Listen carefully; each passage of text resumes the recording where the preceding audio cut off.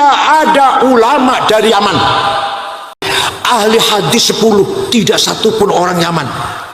Untuk membuktikan kesalahan statement yang disampaikan Kiai dalam video ini.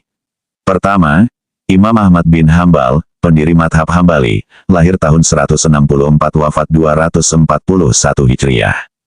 Di antara guru-gurunya ada yang dari Yaman, antara lain Imam Abdur Razak bin Hammam As-Sonani. Tidak ada ulama dari Yaman. Ayo sebut ulama siapa? Ayo tanya, ayo saya menyebut siapa? Imam Ghazali, Baghdad. Abu Hanifah, Baghdad. Ahmad bin Hambal, Baghdad. Haromen, Bakilani, Rozi, Baghdad. Ahli hadis 10, tidak satupun orang Yaman. Penjelasan Kiai ini, bahwa tidak ada ulama dari Yaman, tidak satupun ulama ahli hadis dari Yaman, adalah penjelasan yang salah dan bertentangan dengan dalil-dalil ulama terdahulu. Karena fakta dan data kitab klasik yang kredibel di kalangan Ahlus Sunnah wal Jamaah, Yaman banyak melahirkan ulama besar, Yaman banyak melahirkan rijalul hadis, ulama ahli fikih. Bahkan ulama ahli hadis, ulama ahli fikih sekelas Imam Ibnu Hambal yang disebut Kiai dalam video ini masih berguru kepada ulama dari Yaman. Untuk membuktikan kesalahan statement yang disampaikan Kiai dalam video ini, bahwa tidak ada ulama dari Yaman, tidak satupun ulama ahli hadis yang dari Yaman, adalah statement atau penjelasan yang salah, penjelasan yang bertentangan dengan dalil-dalil kitab ulama terdahulu dan ulama sekarang. Maka dalam video ini saya sertakan dalil, bahwa Yaman banyak ulama ahli hadis, Yaman banyak ulama ahli fikih, bahkan banyak ulama besar berguru kepada ulama Yaman. Pertama, Imam Ahmad bin Hambal, pendiri madhab Hambali, lahir tahun 164 wafat 241 Hijriah. Di antara guru-gurunya ada yang dari Yaman, antara lain Imam Abdur Razak bin Hammam As-Sonani. Wa fi sanati 177 kharaja ila al-Yamani masyian ma'a rafiqi rihlatihi Yahya bin Ma'in listima'i min Abdur Razzaq bin Hammam As-Sonani.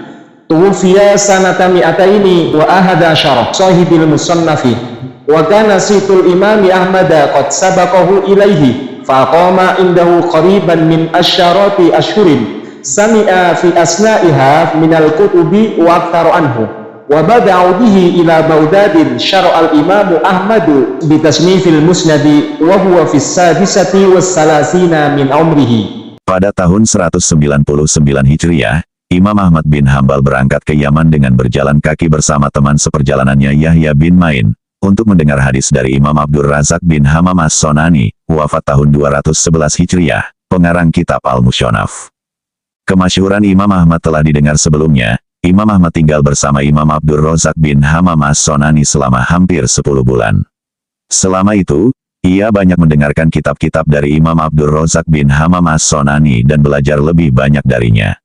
Setelah kembali ke Baghdad, Imam Ahmad bin Hambal mulai menyusun kitab Al-Musnad, ketika ia berusia 36 tahun. Musnad Imam Ahmad bin Hambal halaman 41 juz 1 Darul Kutub Ilmiah Beirut. Siapa Imam Abdur Razak As-Sonani Yaman, di mana Imam Ahmad bin Hambal belajar hadis dan kitab-kitab yang lain darinya.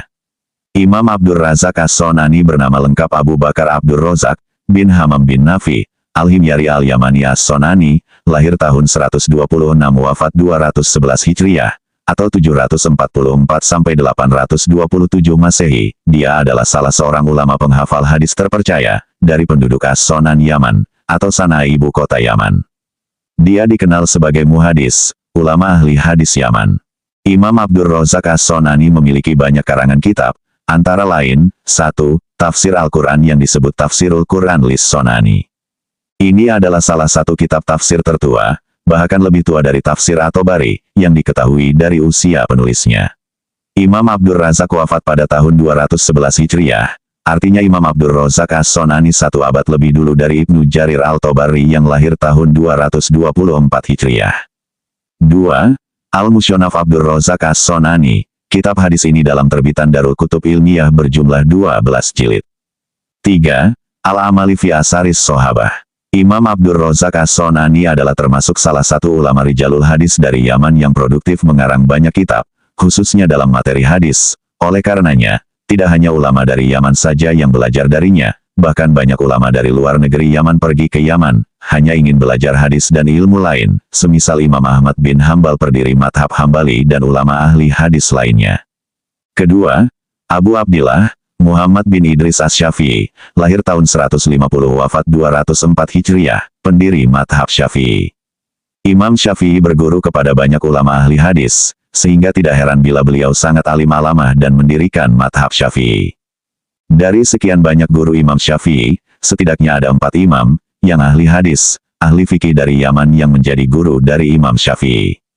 Keempat guru dari Imam Syafi'i yang dari Yaman tercatat dalam kitab Nihayatul Matlab fi Diroyatul Madhab, karangan Imam Abdul Malik bin Abdullah bin Yusuf al-Juwaini, atau lebih dikenal Imam Al-Haromain, lahir 419 sampai 478 Hijriah.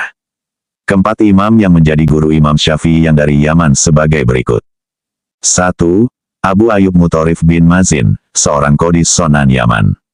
Wafat tahun 191 Hijriah. 2. Abu Abdirrahman, Hisham bin Yusuf As-Sonani, Imam Qadhi Sonan, wafat pada tahun 197 Hijriah. Beliau adalah salah satu sahabat Imam Abdur Razak As-Sonani, pengarang kitab Al-Musonaf. 3. Abu Hafez, Amr bin Abi Salmah, wafat tahun 214 Hijriah, murid dari Imam Al-Auza'i. 4.